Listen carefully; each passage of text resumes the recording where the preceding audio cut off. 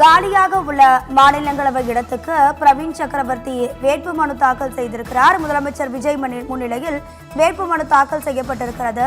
இது தொடர்பான கூடுதல் தகவல்களை நமது முதன்மை செய்தியாளர் பிரவீன்குமார் வழங்கிட கேட்கலாம். பிரவீன்குமார், வணக்கம். உங்க விரிவான தகவல். ராதிகா, வணக்கம். மாநிலங்களவை இடைத்தேர்தல் வேட்புமனு தாக்கல் பிரவீன் சக்கரவர்த்தி தாக்கல் செய்திருக்கிறார். இந்த வேட்புமனு தாக்கல் அவர் தாக்கல் செய்யும் போது முதலமைச்சர் விஜய் மற்றும் அமைச்சர்கள் முன்னிலையில் இந்த நிகழ்வு நடைபெற்றிருக்கின்றது.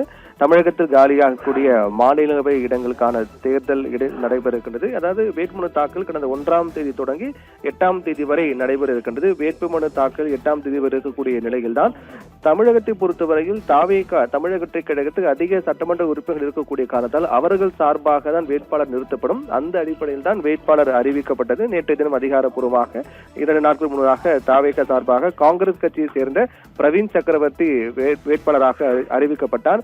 இந்த நிலையில் தான் தற்போது அவர் வேட்புமனு தாக்கல் செய்திருக்கிறார். 8ஆம் தேதி வரை வேட்புமனு தாக்கல் இருக்கின்றது. 9ஆம் தேதி வேட்புமனு மீதான பரிசீலனை, 11ஆம் தேதிக்குள் வேட்புமனு திரும்ப பெறுவதற்கான கடைசியாக இருக்கும் நிலையில் 18ஆம் தேதி என்று தேர்தல் நடக்க இருக்கின்றது. இந்த நிலையில் தான் தமிழகத்தில் காலியாக இருக்கக்கூடிய ஒரு ராஜ்யசபா இடத்துக்கான தேர்தலில் காங்கிரஸ் வேட்பாளராக பிரவீன் சக்கரவர்த்தி அறிவிக்கப்பட்டார். இவர் இந்த வேட்புமனு தாக்கல் செய்திருக்கிறார். இவர் போட்டியின்றி தேர்வாக வாய்ப்பு இருக்கின்றது.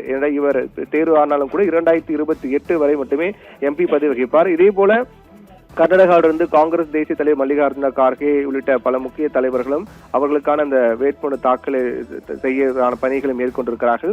அந்த அடிப்படையில் தான் வரும் 18ஆம் தேதி இதற்கான தேர்தல் நடைபெற இருக்கிறது. 5 மணி அளவில் இதற்கான முடிவுகள் எல்லாம் அறிவிக்கப்படும். அப்போது போட்டியின்றி பிரவீன் சக்கரவர்த்தி தேர்வாகி இருக்கிறார் என்றே கூட கூறலாம். இருந்தாலும் 8ஆம் தேதி வரை வேட்புமனுக்கான கால அவகாசம் இருக்கக்கூடிய நிலையில் தற்போது வரை அதிகாரப்பூர்வமாக பிரவீன் சக்கரவர்த்தி மாநில உறுப்பினராக இருக்கிறார் என்றே நம்ம தெரிவிக்கலாம்.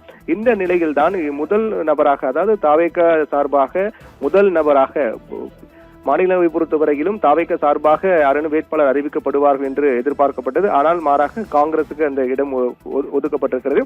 ஏற்கனவே திமுக கூட்டணி இருக்கும் போது கிறிஸ்டோபர் திலக் மாநில உறுப்பினராக தேர்வு செய்யப்பட்டார் திமுக கூட்டணி சார்பாக. அதற்கு பிறகு தேர்தல் முடிவுக்கு பிறகு கூட்டணி கணக்கெல்லாம் மாறிய நிலையில் தாவேகாவோடு தற்போது காங்கிரஸ் கூட்டமைத்திருக்கிற சூழ்நிலையில் தான் தொடர்ந்து இந்த இடம் காங்கிரசுக்கு ஒதுக்கப்பட வேண்டும் என்று காங்கிரஸ் தரப்பில் தொடர்ச்சியாக கோரிக்கை வைக்கப்பட்டு வந்தன. அதன் அடிப்படையில் தான் பிரவீன் சக்கரவர்த்தி தேர்வு செய்யப்பட்டார். இந்நிலையில் தான் பிரவீன் சக்கரவர்த்தி வேட்பு மனுவை தாக்கல் செய்திருக்கின்றார். ராதிகா, தகவல்களுக்கு நன்றி பிரவீன்குமார்.